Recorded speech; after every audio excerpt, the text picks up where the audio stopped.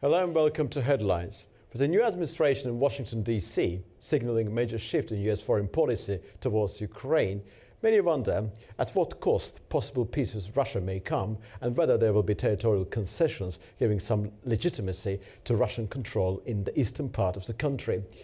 To many commentators, in the absence of NATO membership, Article 5 protection and heavy American presence on the ground, Kiev's hopes of a favourable deal with Russia are now obliterated.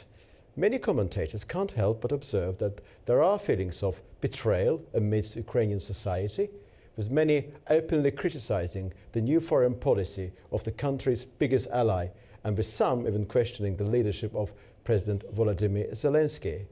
Although the general prospects of ending bloodshed and destruction are welcomed in many quarters, Ukraine's own practical exclusion from talks, the lack of any reference to strong guarantees as requested by Kiev, and what appears to be nothing but a wholly transactional approach to the nation's sovereignty have given rise to many fears. It's also another question as to what a post-ceasefire Ukraine will look like, and if what is regarded as a sense of emergency-driven national unity and consolidation in the face of adversity will give way to divisions. Today I'm joined by Ambassador Matthew Bryce, former diplomat, who is joining us from Istanbul, Turkey, and Julia O'Connell from the Dignitaries Organization, and she's joining us from New York City, United States. Welcome to both of you. Thanks. Very nice to be with you. Thank you. Thank Ambassador you. Bryce. Very nice to be here. Ambassador Bryce, my first question is going to be addressed to you. Would it be fair to say that after President Donald Trump's latest statements, including the one in which he stated that Ukraine would not be able to return to its pre-2014 borders, this nation's sovereignty is a deeply transactional issue from the prism of the current administration? Yes, I very much agree with your assessment. It was actually Secretary of Defense Pete Hegseth who was making that point as well a couple of days ago at the military assistance meeting for Ukraine with NATO counterparts. And yeah, I think that it really is a betrayal of the previous U.S. support for Ukraine's sovereignty and territorial integrity to say that there's no chance to return Ukraine to its pre-war borders. Now, I do understand that what Secretary of Defense Hegseth meant to say was that, well, Volodymyr Zelensky has also said it would be quite difficult to restore those borders in the near term using military force, and that they need to be restored through diplomacy and through negotiations, with which I agree. But just to come out publicly now and say it's unrealistic for Ukraine to recover all of its territory, or as Hegseth always said, it's unrealistic for Ukraine to join NATO is a huge diplomatic mistake, because it's an example of giving the concession that, in this case, Russia seeks without even conducting the negotiation. Do you believe, Ambassador Bryce, that in this statement there is anything which could be interpreted as giving legitimacy to Russian actions in Ukraine and giving legitimacy to Russian control in the eastern part of Ukraine? Do you notice the self-same element? Yeah, that's the point I was getting at just now. If the U.S. Unilaterally, without even engaging with Ukraine, if a senior U.S. official says it's not realistic to expect that Ukraine will recover all of its territory and restore its territorial integrity, well then, by definition, the U.S. side is saying it's giving up on this objective that is a matter of international law. In my diplomatic experience, I was also the mediator of several conflicts. One was Cyprus. And in 2003, 2004, we'll recall that Cyprus ended up joining the European Union in 2004. But originally, the idea was Cyprus would be able to join if and when it negotiated and agreed on a settlement to reunify the island together with the Turkish Cypriots. It didn't. And once it got what it wanted at the beginning of the negotiation, without even having to pay any price for those concessions, it dug in its heels and has been intransigent ever since. And subsequently, many of my former colleagues among European diplomats have said they made a huge mistake by making those concessions up front rather than negotiating them. So yes, by saying that Ukraine can't realistically expect to restore its territorial integrity, I think that the United States side has given up on respecting as a matter of international law, again, the fact that you can't change international borders by military force. Donald Trump has recently stated that maybe Ukraine will be Russia at some point later, something along the line. Maybe it will not be Russia, it will be Russia. Something along these lines has been said by him. He said that Ukraine will not be able to, realistically will not be able to return to its pre-2014 borders. And also, from what he said, there is a conciliatory note towards Russia as well. That has also been noted. Do you feel betrayed by all of these circumstances and by what he said? Well, thank you.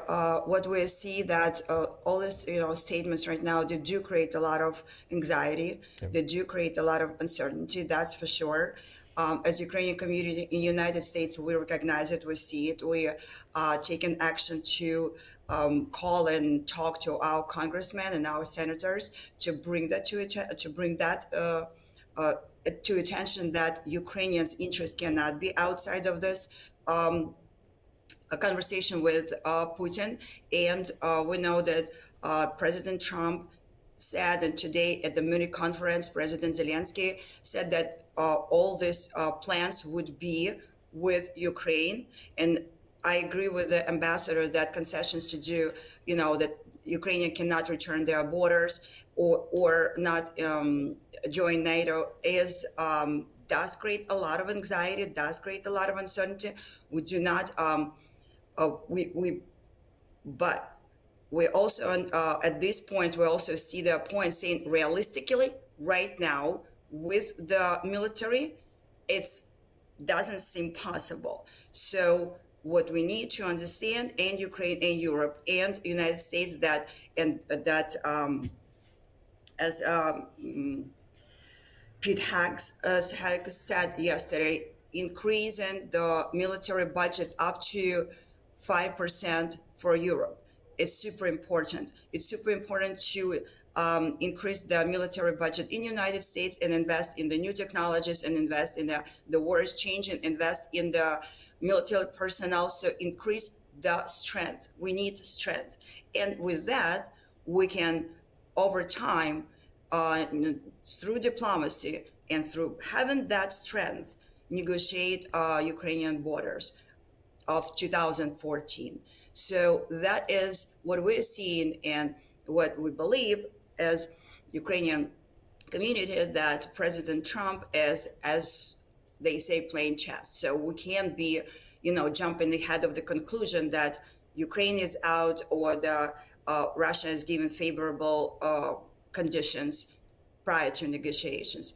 And we will be going and again bringing this to the table, all the stolen children, all the destroyed churches, all the war crimes that were done in front of the congressmen and senators of the Republican communities, who are very religious and very kind people. So this is also a very important part of our further advocacy for Ukraine in the United States. So we believe that bringing more and very important facts and evidence of Russian aggression and war crimes in front of the decision makers, it's very important to give more information. Ambassador, as an external observer, as a diplomat with great experience, do you see Ukraine as an equal member in a potential peace process initiated by Donald Trump? Because everybody is talking about Ukraine's exclusion from talks. And what is the genuine degree of danger of Trump and Putin agreeing on something and then imposing it on Ukraine? Yeah, well, first of all, I think there's no choice but for Ukraine to be a full, the most important, most important actor in this negotiating process together with Russia. And ultimately, it won't work. Having negotiated, several conflicts, you'll never get an agreement if one of the parties feel that the agreement has been reached without it participating and results in something against its interests. And it's more than just form. It's all about trust. So the fact that President Trump called Putin first and began negotiating before Zelensky, by definition means the people of Ukraine and Ukraine's friends will not trust what President Trump is trying to broker. And this happened to me when I was mediating the South Ossetia conflict. When we came up, and Abkhazia, we came up with a plan that was formulated in something called the Friends of the UN Secretary General of Georgia, which included Russian participation, Russia, United Kingdom, France, and myself for the United States. I thought the plan was pretty good, but precisely because Russia had participated in formulating it and had invaded and was occupying Georgia, and Georgia had not yet participated in the negotiation, the whole plan was unacceptable to Georgia. So that's what President Trump risks doing by going to Putin first. He risks persuading the Ukrainians that anything that comes out of this process is going to be unacceptable. What he needs to do is fully engage Zelensky as the critical partner, the friend of the United States, the ally to be, and make sure that whatever Trump is putting on the negotiating table can be politically acceptable to the people of Ukraine, even if it will be painful and require compromises. And he got off to a terrible start so far, President Trump did. And in my entire diplomatic career, especially dealing with Ukraine, our diplomatic slogan or mantra was nothing about Ukraine without Ukraine, or nothing about Georgia without Georgia. And Trump has violated that at the very first moment of this negotiating process. So would you say that for all those difficulties, never-ending challenges that your country has been facing over the past few years, that fundamentally your country's fate is in its own hands at this juncture of history? Our country fate right now, let me just repeat, our country fate right now in the hands of President Trump? Yeah, I'm asking, is it in your own hands, fundamentally? I mean, we understand Ukraine's predicament. It's an excruciating predicament. 20% of your country under foreign control. We know that the US president and Vladimir Putin, Russian president, are talking about Ukraine. My question to you is very simple. Do you still believe, for all of those difficulties that you have been facing, for all of your excruciating predicament, still your fate as a nation is in your hands, in the hands of the nation? That's my question to you. Well, absolutely. Like, number one is the fate of Ukrainians the fate of Ukrainians are in the hands of Ukrainians. Yeah. Like the every soldier who's today in the trench, every drone operator who is supporting that soldier in the trench as a backup. Those people are at the front line who actually making this, who is on the ground. Sure. The people on the ground, they are holding the front line. And yes, absolutely. Those who wake up at 5 o'clock in the morning and go to bed at 12 o'clock at night, every single soldier who every paramedics who is evacuating, and those people are extremely important and extremely highly matter they define the fate. Number one, they define that. Those are 1,000 drone production companies that today evolved in Ukraine didn't have. Basically, with 2 years ago, everybody was 2 years ago as Dignitas, we know how conversation about drones were it's wedding drones, like it's not important, like everybody was disregarding. And we as a volunteers, simple like people who did not have a government official jobs, we pushed it. So today we know that Elon Musk said the drones in Ukraine shows how the world is changing, how the war is changing, and how we're holding the front line against not only Russia, but against North Korea, who are sending their soldiers, against China, who is supporting quietly, but is supporting, and Iran, and we're holding that line. That's not President Trump is holding that line. That's not his administration or President Biden. It's a everyday person in Ukraine, everyday guy in Ukraine holding, everyday engineer who didn't leave Ukraine and went to United States or Poland where the salaries are much higher, but stayed in Ukraine. and developed the industry and invested his brain into that. So yes, the fate of Ukrainians are very much in the hands of Ukrainians, because it's a large nation, it's multi-million nations, it's a very educated nation, it's a smart nation. So we had the best IT people, one of the best in the world. We have people who are learning really fast, who understand the field, and no one today, there is no army in Europe or in anywhere else that is stronger, more resilient, and more experienced than Ukrainian army.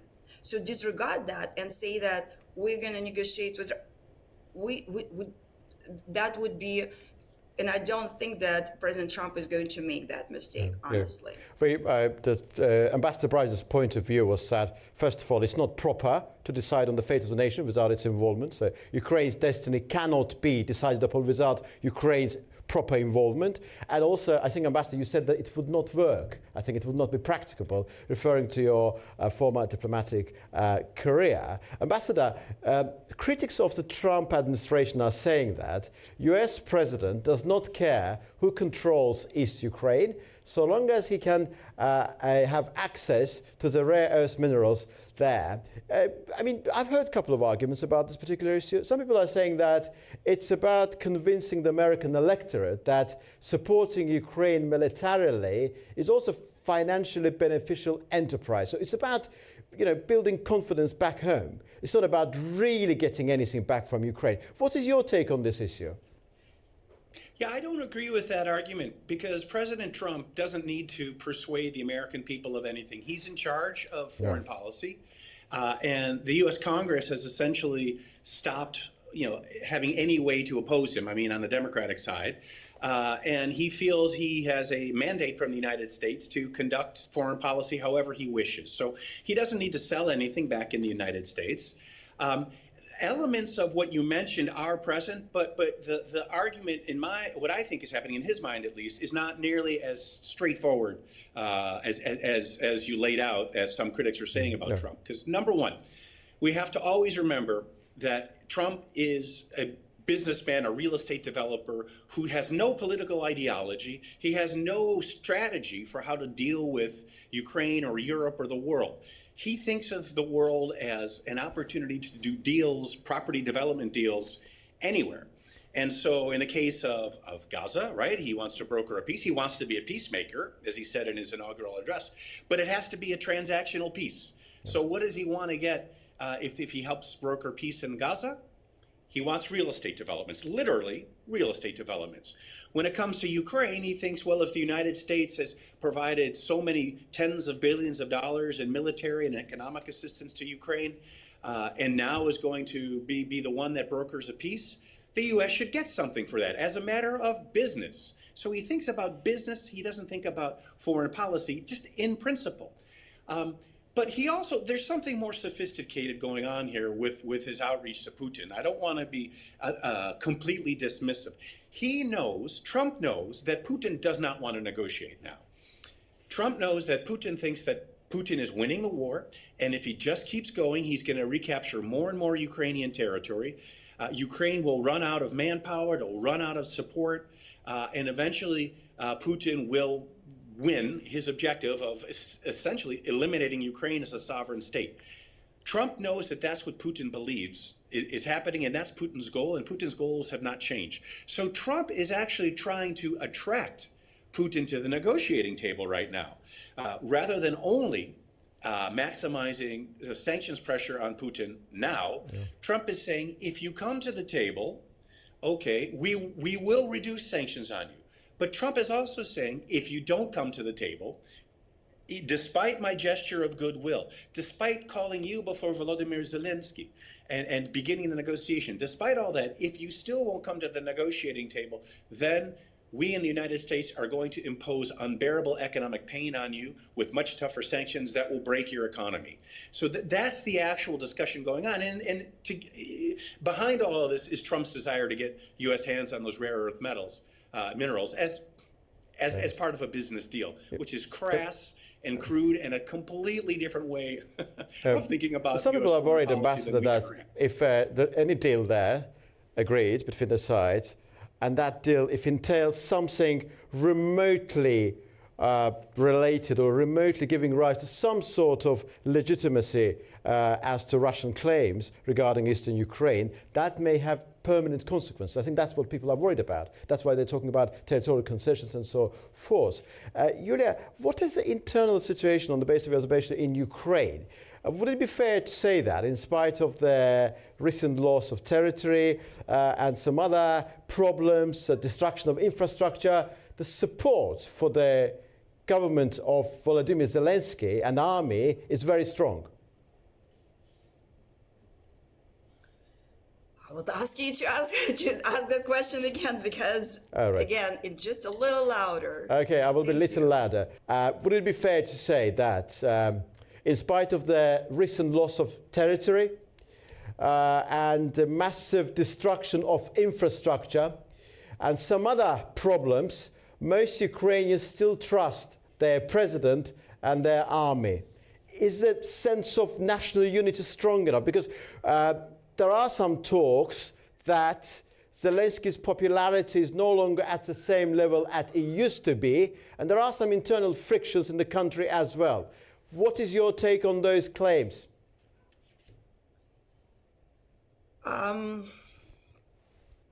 It's been 3 years of exhausting war. Yep. And exhausting not only for the every single soldier, but exhausting for the people in the country. I travel to see my family there, and it's in the air.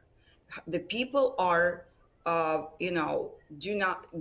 don't have your regular life. The life ends at 11 at 11 p.m. So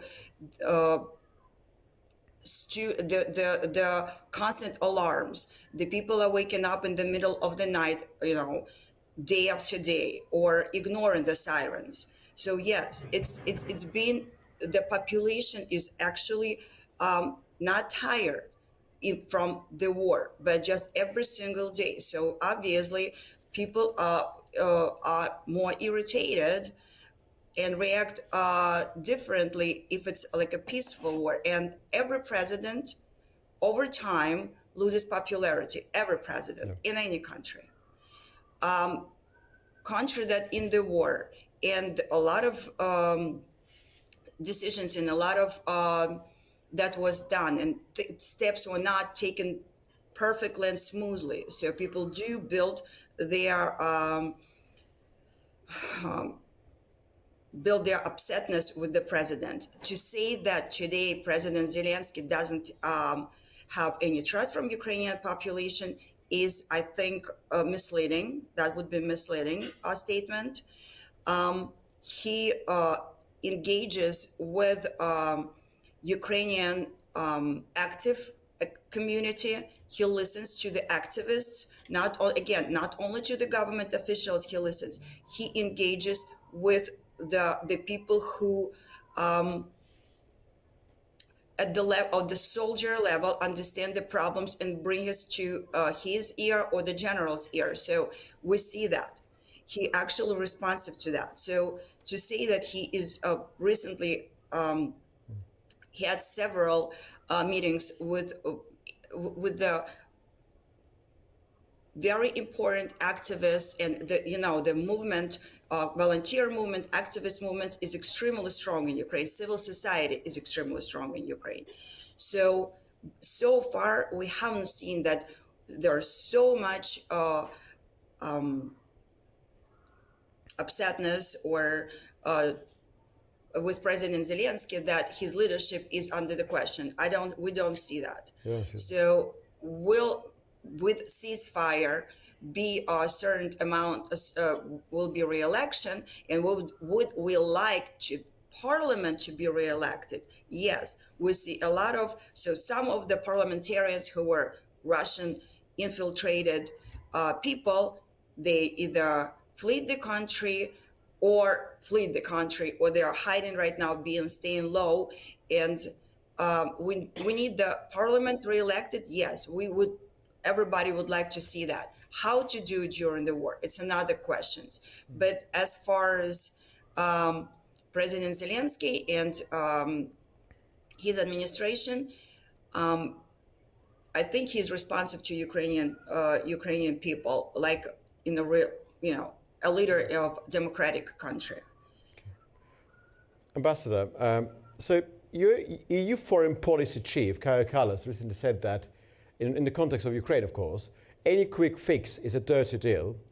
And many European diplomats have been in the habit of accusing the United States of having a tendency for quick deals for the sake of US self-interest. For example, I remember it was under Biden administration, back in October, November 2024, there was talk about US doing its level best to make sure Azerbaijan and Armenia sign a peace deal. And many people were back then saying that it will be an incomplete deal, and what US does need some big headlines, but not necessarily agreement based on the substance. That was the criticism levied against Biden's administration back last year.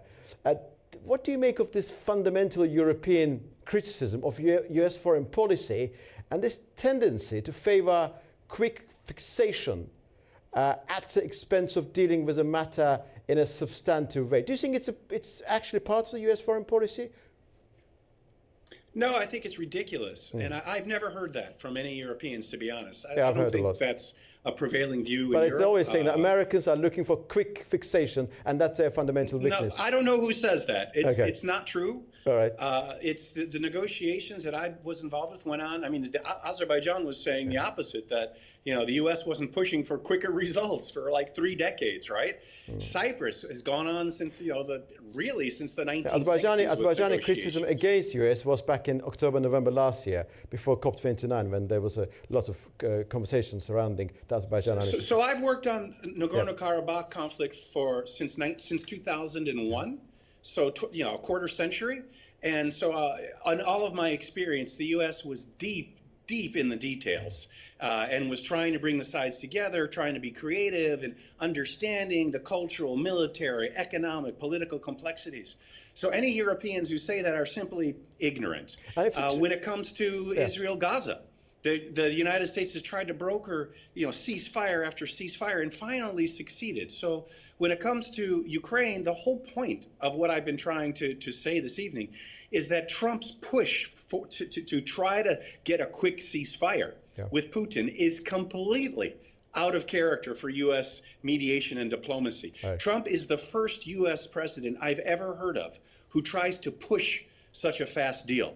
And it is doomed to fail because, as Yulia was saying, the Ukrainians are incredibly agile, creative, smart, and militarily capable. And as we know from the Second World War, the Ukrainians will keep on fighting, regardless of what the great powers decide as they sold out Eastern Europe at Yalta.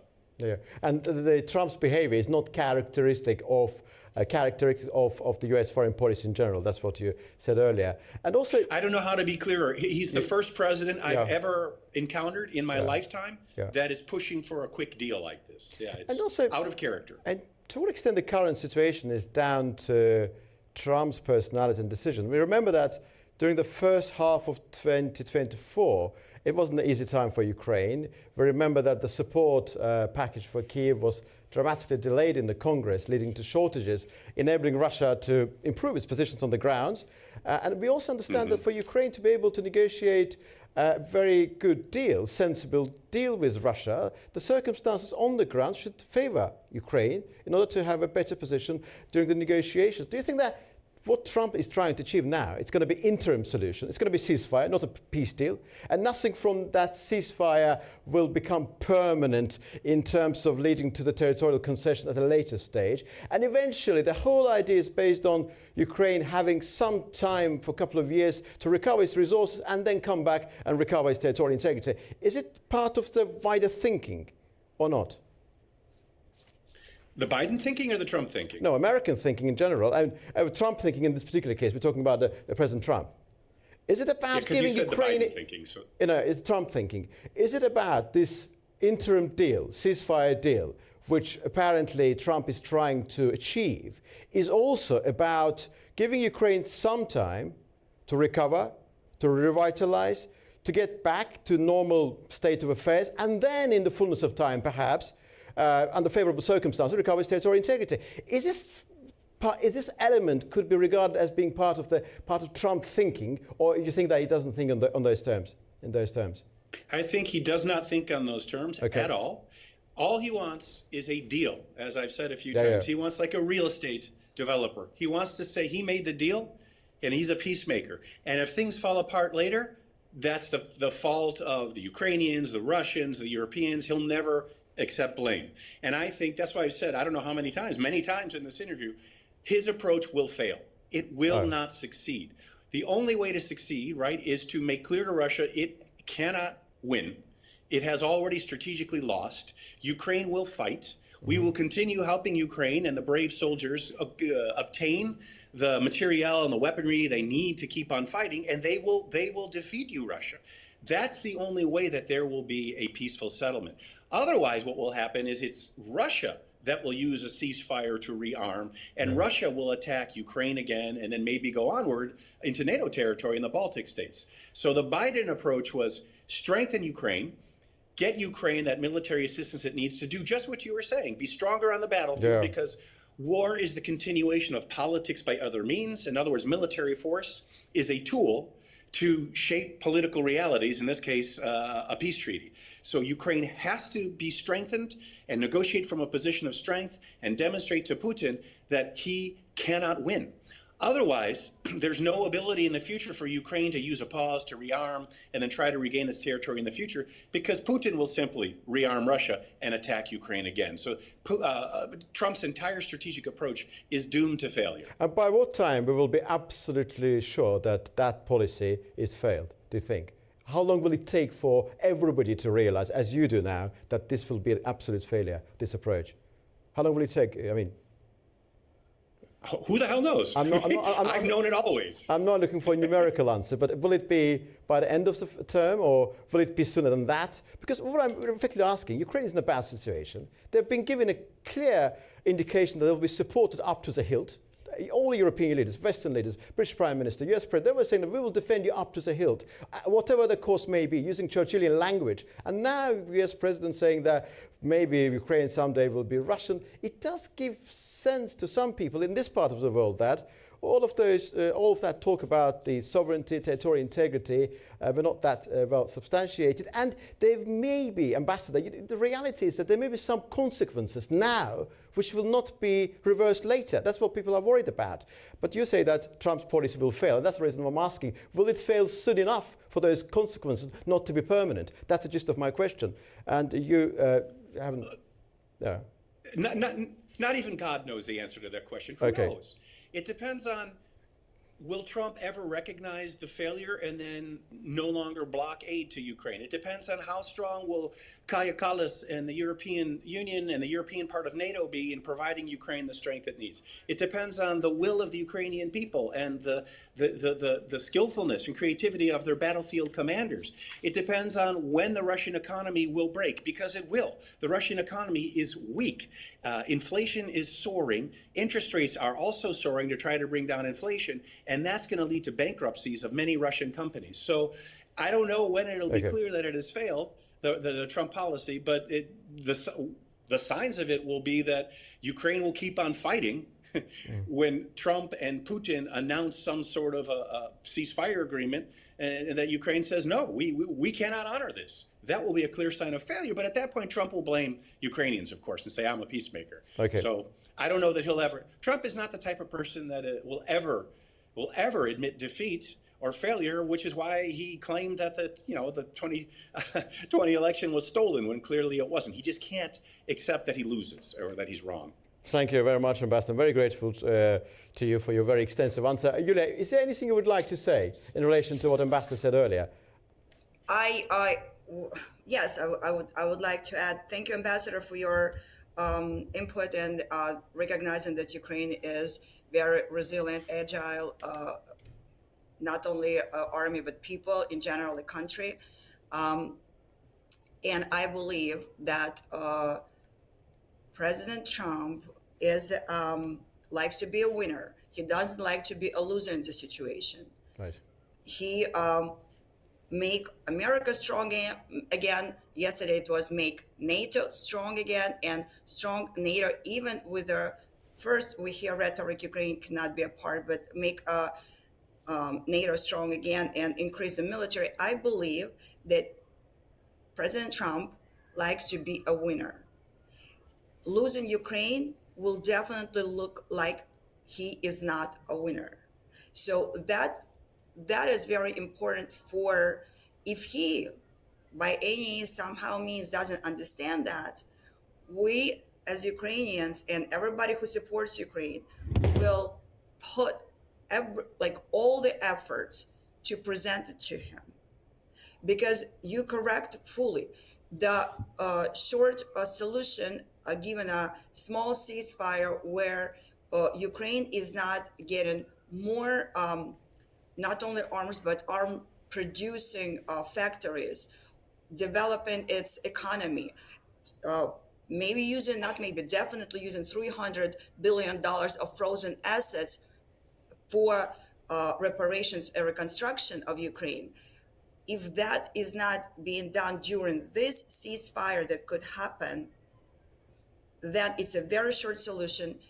Putin will come back and it will be by far bigger war. Whether President Trump is, as you believe, doesn't care about that, I don't believe. I believe he cares to go into the history as a president who made real changes in the world that brought long-lasting peace. That's what I believe. I don't believe he is the person who just makes quick solutions, put it on the table, and just happy with that. I don't think that person with that level could be thinking of the very small and short term, and not strategically, and now how he goes into the history. Well, I'm most grateful to both of you, Ambassador Bryce and Yulia O'Connell. Thank you very much for your time and for your extensive replies. And hopefully we'll have this kind of opportunity at some point later as well. Thank you very much indeed. Thanks to you. Okay. This for Ambassador Matthew Bryza, former US diplomat who joined us from Istanbul, Turkey, and Yulia O'Connell from Dignitars Organization, and she joined from New York City, United States. See you very soon.